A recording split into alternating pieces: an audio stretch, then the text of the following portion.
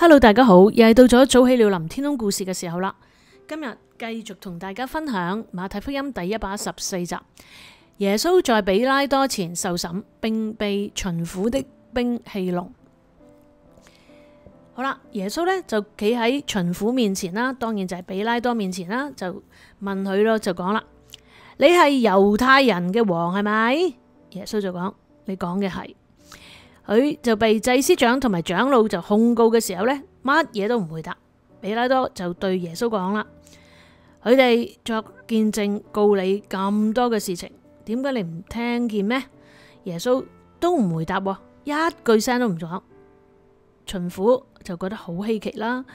原來當時呢，巡撫有一個嘅常例嘅，就每逢呢啲節期呢，就隨呢啲嘅眾人呢所要嘅，就會釋放一個嘅囚犯俾佢哋。當時咧有一個出名嘅囚犯叫做巴拉巴，佢係臭名昭彰噶啦。話說咧喺一啲起義裏邊呢，就犯下咗一啲嘅殺人嘅罪啦之類嘅罪。而眾人呢聚集嘅時候，比拉多就對佢哋講啦：你哋要我釋放邊一個俾你哋？係巴拉巴，又或係稱為基督嘅耶穌呢？巡撫根本就知道佢哋呢因為嫉妒啊，先至呢將耶穌解嚟嘅啫。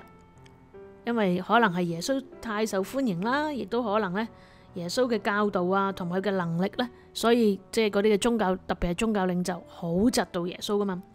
當佢坐堂嘅時候咧，呢個嘅比拉多嘅夫人啊，就打發人嚟就講啦：呢個義人啊，即係耶穌係一個義人啊，你一啲唔好管呢件事，唔好理啊，因為我今日咧喺發夢裏邊咧，為呢個人，佢又冇講清楚係咩事啊，呢度冇記載，就受咗好多苦啊。可能咧喺個夢裏邊呢，就即係知道呢個義人呢做咗好多特別嘅事，喺啲異象裏邊呢，知道呢個係義人，你唔好插手呢件事啊咁樣。但係祭司長同長老呢，就繼續去挑唆嗰啲嘅群眾，就要求咧釋放巴拉巴，就要除滅耶穌。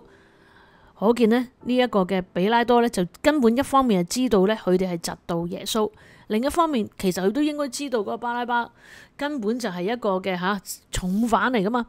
但係呢個巡撫呢，就對嗰啲人就講啦：呢兩個人你哋要釋放邊一個俾你哋？即係其實淨係咁樣，你都知道根本佢都唔分公義唔公義嘅，又知道個底牌係乜嘢，但係呢，佢都繼續咁樣同你講。於是佢哋就講啦：巴拉巴。比拉多就講啦：咁樣個稱為基督嘅耶穌，你哋想點樣處置佢？哇，佢都完全冇吉事嘅，即係其實佢都好懦弱啫。明知個應該係放邊個留邊個，邊一個應該釘十字架，邊一個應該係受刑嘅，佢都咁樣將嗰個問題個波踢翻俾群眾。於是呢，嗰班群眾就講啦：將耶穌釘十字架。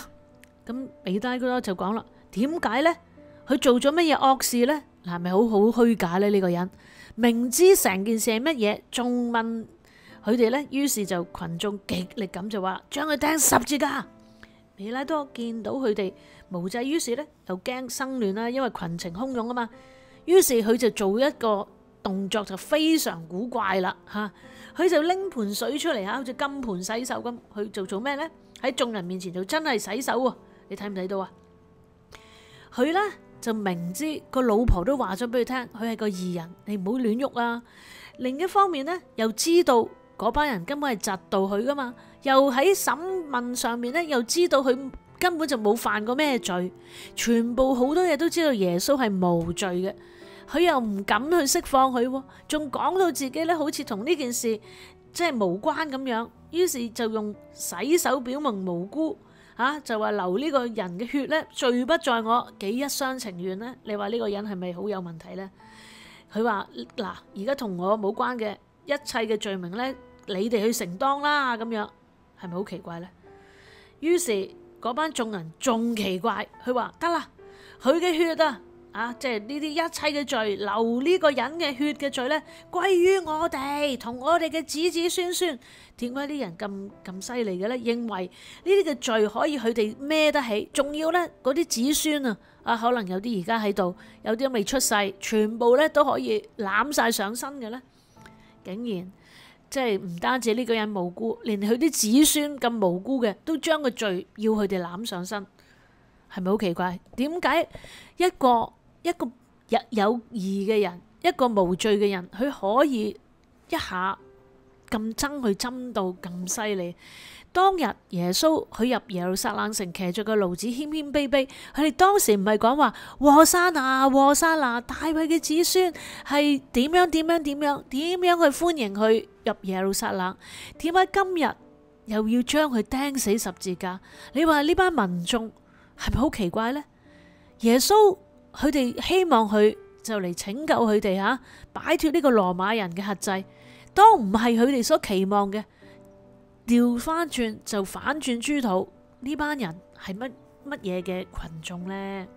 於是比拉多就係咁樣順眾要求吓，群情洶湧底下夾埋自己嘅懦弱，免得生亂，免得呢即係麻煩嘅時候呢，佢就釋放咗巴拉巴俾佢哋，就將耶穌鞭打啦。哇！你大家留唔留意到啊？原來當時啲羅馬人嘅鞭打唔係就咁 fit 兩下就算噶，呢個鞭打呢，相傳裏邊就係佢哋會用九尾鞭嚟鞭打，就係一條鞭分三條鞭，三條細鞭就再每一條鞭分三條鞭。嗰個鞭嗰度呢，就係個尾嗰度呢，就可能有啲嘅骨頭啦，或者一啲金屬片，一打落去一個人嘅背脊裏邊呢，個背脊就開花噶啦，好似呢牛耕田一樣，一扯嗰個背部呢，就會係有好多傷痕，咁好似呢俾牛耕個田一樣，所以背脊呢，就痛到呢可以有入骨。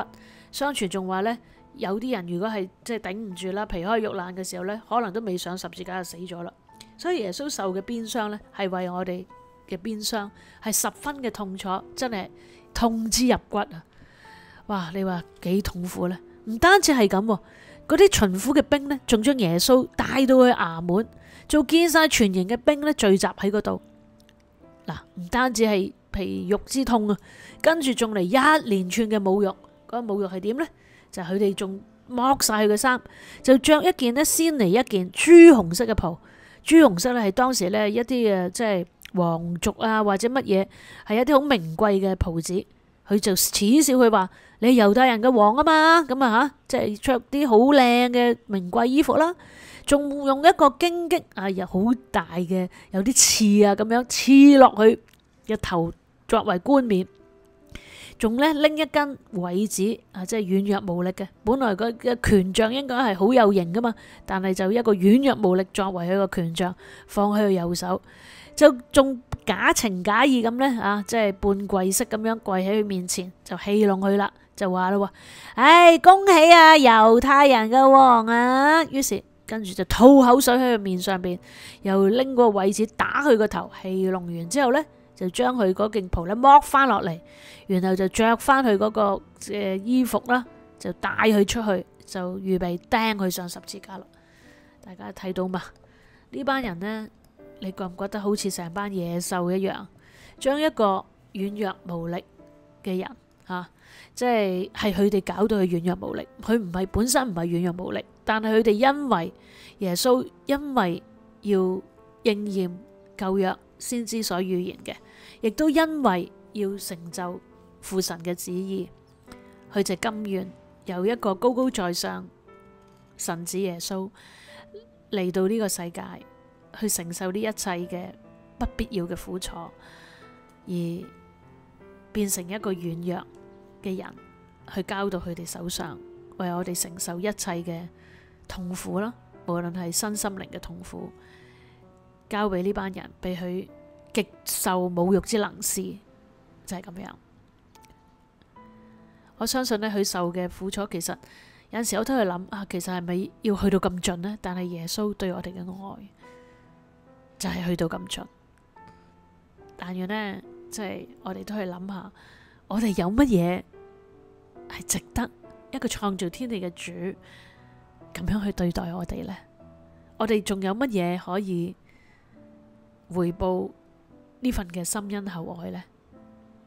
但願我哋都去感謝，再感謝，感謝呢份嘅恩情。我哋有咩可以回報我哋嘅主呢？好，今日嚟到呢度。